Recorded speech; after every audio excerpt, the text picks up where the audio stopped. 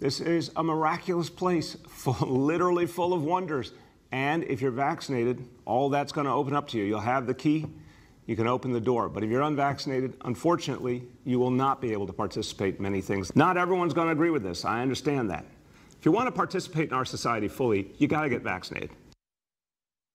Just do what government tells you. New York City Mayor Bill de Blasio set to enforce his draconian vaccine mandate for all the city's indoor restaurants, gyms, and entertainment centers, saying if anyone, especially New Yorkers, want to participate in his great society, they must be vaccinated. Joining me now, editor-in-chief of TrishIntel.com and the host of the Trish Regan Intel Show, Trish Regan herself. Glad to have you back as always. You know, this move by de Blasio, clearly not favored by a lot of New Yorkers.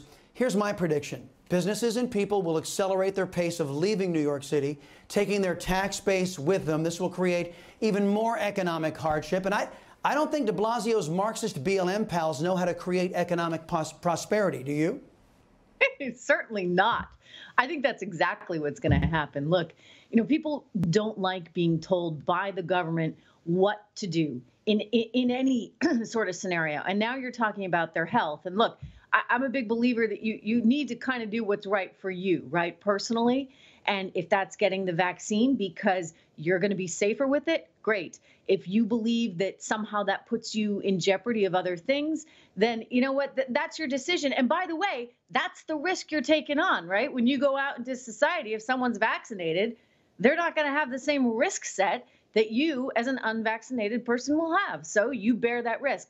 Look, I think one of the challenges de Blasio is going to have, and I'm going to be perfectly honest with this, is that this is one of those tricky things where, yes, as a libertarian, right, we believe in individuals. But don't forget, he is going to run into something, especially with the minority population, urban population in New York City, because it's within, and I don't know about New York City necessarily, but within a lot of minority populations throughout the country, there's been a real challenge, Chris, in trying to convince people that the vaccination is the right thing to do. I actually look at the sort of flip-flopping of government. Kamala Harris, very early on when she was running, saying that if Trump was president, she wouldn't trust the vaccine. Nancy Pelosi said the same thing. So I thought that in some ways they really put seeds of doubt in many people's minds, certainly among their base. And so now you're going to come out and say, nope, you can't go to that gym, you can't go to that restaurant unless you have the vaccine. There was a guest on CNN, imagine that, this morning saying that he thought that this was, you know, racist behavior. So this is kind of one of those, you're going to make everybody mad, right? You're going to make everyone totally mad. And yes, people are going to move away and go elsewhere.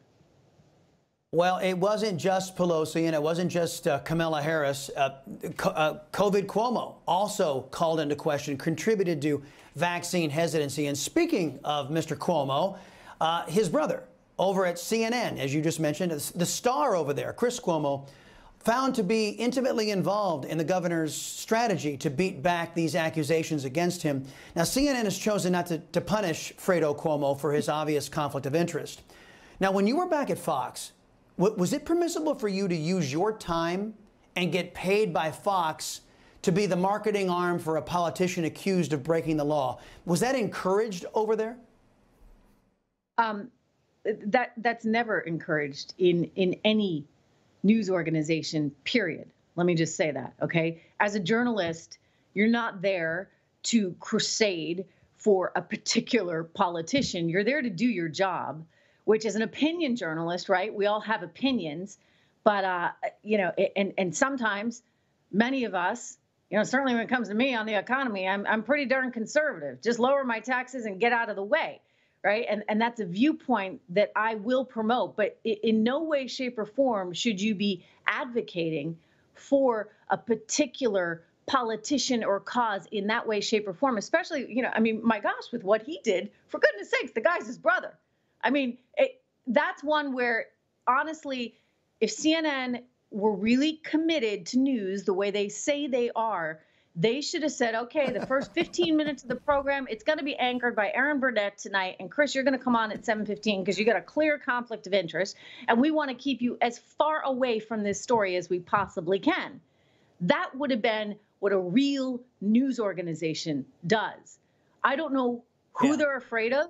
I don't know why they didn't manage that better, but really that's on management. I mean, he should know better as a journalist, but clearly doesn't.